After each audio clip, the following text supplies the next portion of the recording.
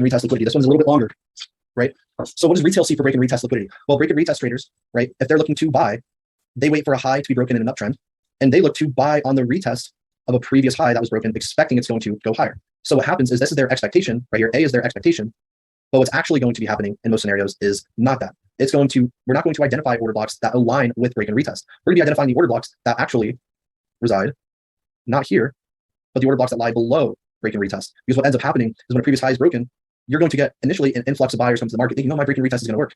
So price will retest it, make you a little pullback. And then what's going to happen? Price will then end up failing from this retest, failing to make a new high, and then it will come to the order block below the retest as indicated in B. It'll give an initial small reaction, but then it'll end up failing. And that's the ideal scenario that we can expect, right? And then after B comes down to our order block, then we can expect a new high to be made. But as a takeaway, you do not want to look for an order block after a previous high has been broken. You don't want to look for an order block on the retest where a previous higher high was. So don't look there. You want to look below here. Now, counter for sells, the same thing. If we're looking over here, then we know breakout or break and retest traders, they look for, here the low is broken. Here's going to be my order block right here. We know that that's not going to be the case, right? If you find an order block that aligns right here, that aligns with your low that was previously broken, it's not going to work. So then you look for price to come up to mitigate if there's an order block there, but just really tap the resistance or the previous support as now it's acting as a resistance, expect small pullback, price to then come to an order block above our previous, right? And then it'll end up breaking. So this is what we ideally want to expect. Just do not identify order blocks at these places.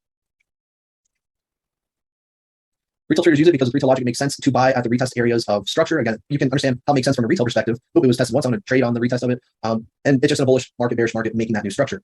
Now, what market conditions does it occur in? It occurs in trending market conditions as it requires a high to be broken and retested to go higher, or a previous low to be broken, retested to then go lower. That's what they're anticipating. So you guys, another 10, 15 seconds, we'll carry on.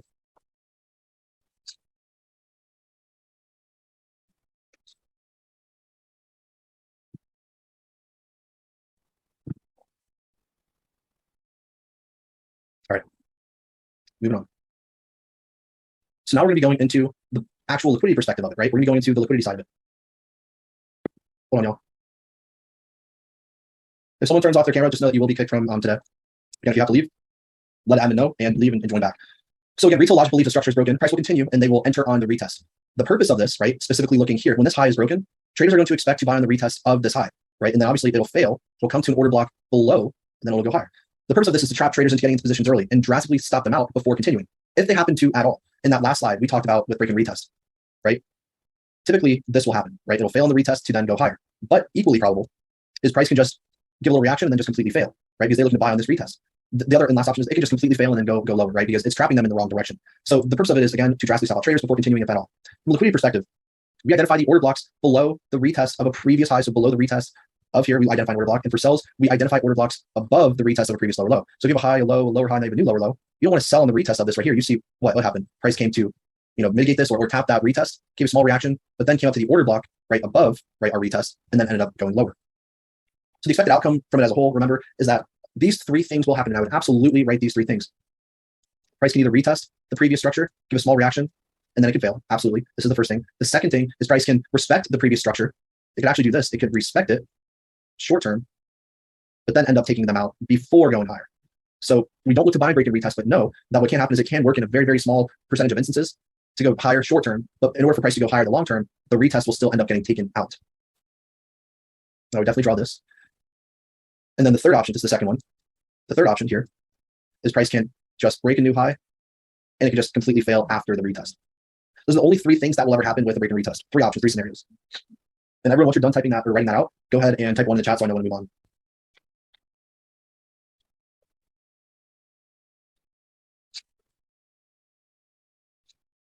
All right, 8 people out of 40. Let's see.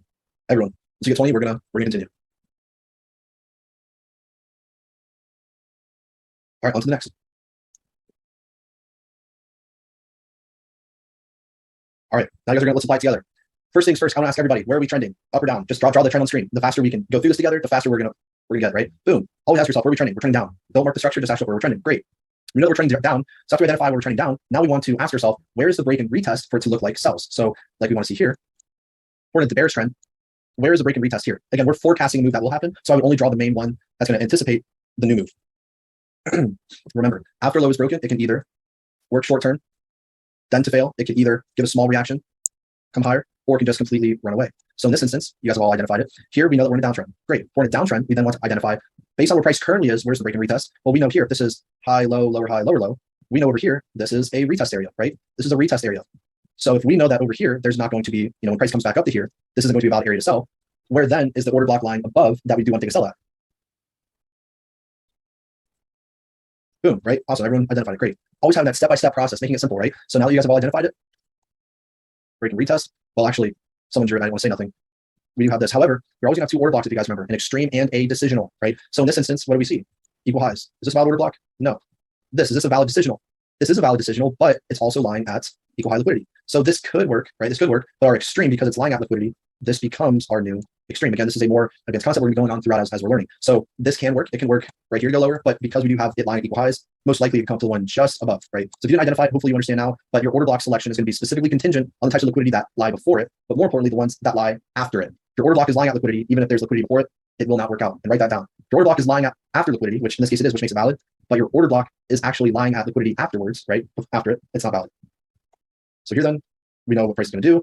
And as you guys saw, we did get a small reaction. Our order block, we got a small reaction, but it wasn't where the main move was. So because it was an order block, we'll give a pullback, but because we still had the order block was lying at liquidity, it didn't give us that full move. But after it took out that liquidity, right, all these relative equal highs over here, more importantly, combining another type of liquidity, think about it. Key zone, right? Key zone. It's difficult. You got to be mindful of all these types of liquidity. That's why it's really not that valid. So type 1 if you understand it, and we're going to go to the next example.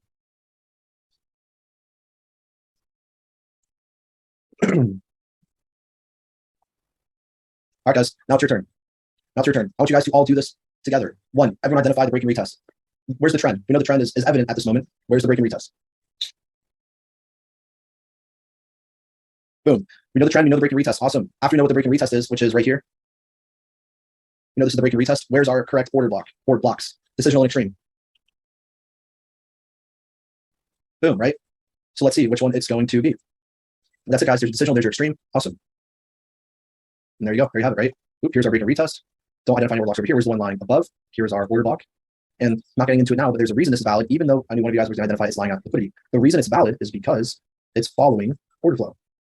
Its order block was mitigated, price went lower, came to mitigate that previous order block, then it dropped. So this is our valid decisional in this instance, because we're already in a huge downtrend, right? So that's our valid order block. Right, so some key points to remember about break and retest. Some break and retest areas can work, as I've identified in A. Sometimes they can work, but only for the short term to grab enough liquidity to go higher or lower. So if you do see a break and retest working, you do have an order block here, and it does end up working. Just know the reason that could happen is for price to then build more money below, because now it's a key zone, right? Isn't this a key zone now? But break and retest does work. It's building key zone liquidity, which in that case, we look to buy below, right? So then price will take out the key zone liquidity. In that instance, we then look for an order block below it, and then with the expectation of it going higher. Break and retest will fail after a slight reaction from the retest to accumulate more positions to then continue. So what happens is we could have a reaction. We could fail after the small reaction and then come to our area to then go higher. It's the second option. The third is our option C, which is after you have price take out and make a new low, and you see a break and retest here, well, price could also just go all the way higher. So 3 things to always be mindful and aware of, and you're proposed these different scenarios because you'll know later on which one will happen. You're not going to know which one's going to happen now because that's a lot more. But all right, everyone should have these written down. Again, I'll give you guys 10 seconds, and then we're going to keep going right through it.